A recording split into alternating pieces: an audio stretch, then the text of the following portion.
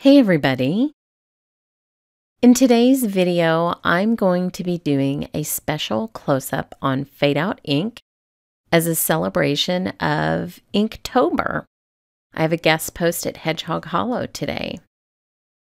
So I want to show you my favorite no-line coloring Fade Out ink from Ink on 3. You guys have seen me talk about this. With some new stamp sets from Ink on 3. That are holiday themed or can be used throughout the year. This fun little poinsettia is actually a companion set to this larger set with a cross, and so I'm going to show you how you can use those together. I'll be using this fluid watercolor paper today. A lot of people ask how to get watercolor paper off the blocks. You just need a palette knife or a tool like I'm using here, just to put between the pages and free that paper from the block. I am using cold press watercolor paper today. So I have that little piece set up in my MISTI, and I have the largest poinsettia from the set on the lid of my mini MISTI. And I also have a mask that I've cut out of my favorite masking paper. I'll link you to that below. And I'll show you how I use Fade Out ink. Now, this is truly a magical ink. It was formulated to be perfectly neutral in color, so it just fades out into your project without leaving a line that you notice. And you'll see that I'm stamping it several times. This is because I'm old and my vision is not that great. And I also wanted to make sure that you were able to see the image on the video. I usually only stamp it once or twice, but I wanted this to be visible for you guys. Also, I'm sitting in front of a window, and so it's going to get sunny and then cloudy, and so it might be harder for you to see. Now, the reason that it's important that the ink is neutral is no matter what medium you're using the Fade Out ink with. I'm using watercolor today, but it works great with pencils, Copics, whatever you're coloring with, it's perfect. But the neutrality of the ink color is what gives you the true no-line look. It's not disappearing ink. It just blends so perfectly with any color because of its neutrality that is why it's called Fade Out. So I have this poinsettia mask sort of in the center of this piece of cardstock, which I will be trimming down. And I'm going to position the leaves from the set behind the poinsettia. And when you're masking, you're always working backwards. So that's why the image you stamp first is in front. And then after it's masked and I stamp the images on top of it, those images will be behind, with the cross being the thing in the far background.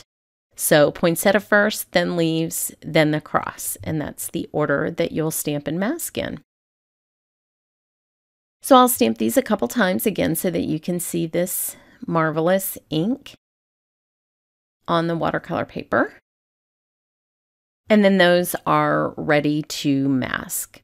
Usually when I'm using Fade Out ink, it is so pale and it is waterproof, so you can use it with any of those mediums, like I said, with Copics, with watercolor, with markers, with pencils.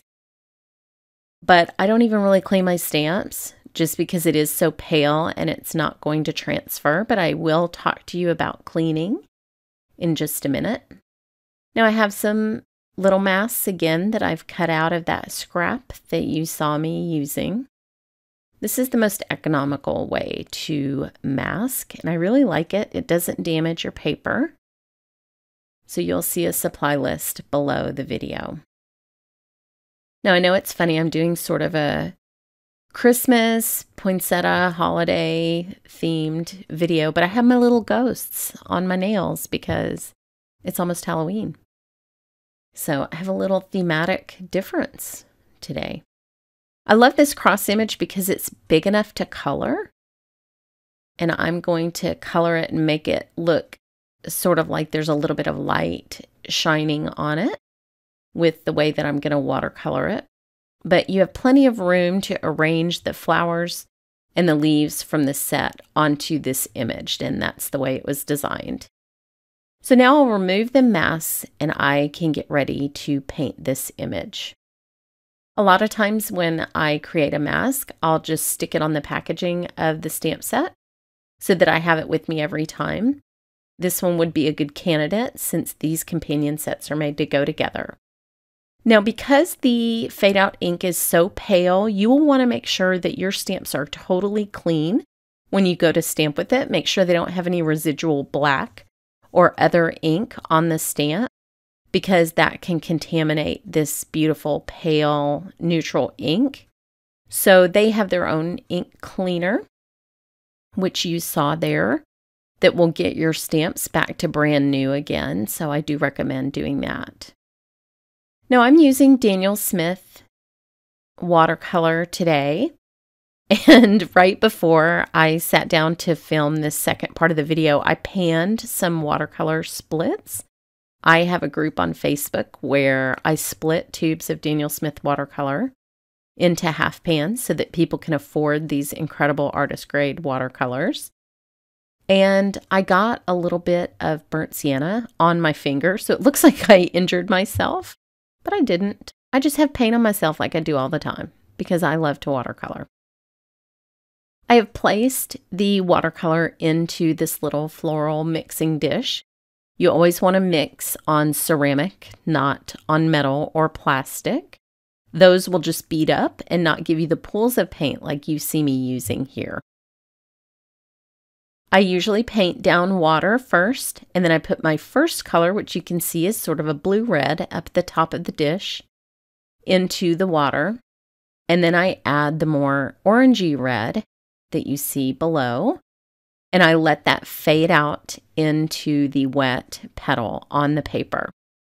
Then in the center of each leaf, I'm giving myself a dark shadow, which I will later add detailed veining to with a darker gray and then eventually a dark red.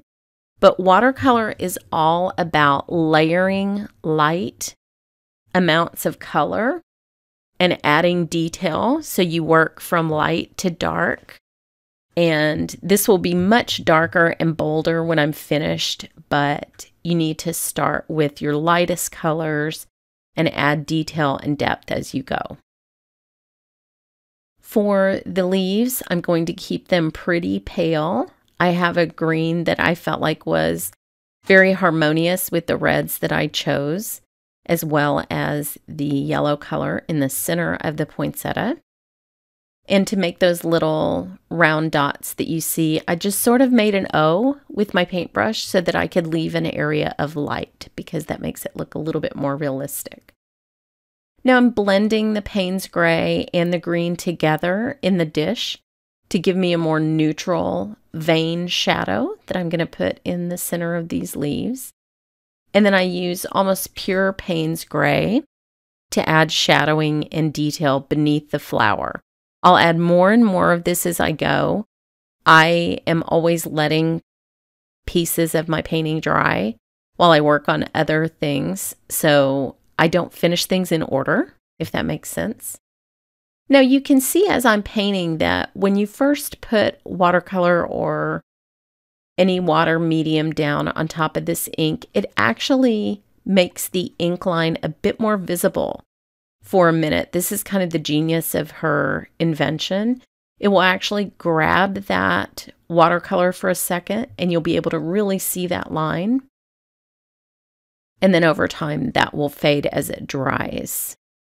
But it makes it a lot easier to do no line watercolor, that is for sure. So I'm using the Payne's Gray for the cross, and like I said, I wanted it to look like there was a little bit of light in the center of each section. So I'm leaving that area white and painting around it. And I will come in with deeper shadows all over the cross where the more three-dimensional items are touching it as we go. Whenever I do sped up watercolor videos like this, it's evident to me how much I spin my work as I'm painting. I guess for me, the angle of my brush on the design is really important, but I don't really notice when I'm painting until I'm editing the video, and then it kind of cracks me up. So I'll go around and add a little bit of depth under all of these areas and underneath the leaves. The fact that this ink is so neutral is such a big game changer for me. I used to almost always start with a yellow or a gray ink for my no-line coloring. And I found that yellow always persisted. No matter how much paint I added, I could always see like a bright edge to the objects that I was painting. And it worked for a while until Floret invented this ink, and then my life was changed forever.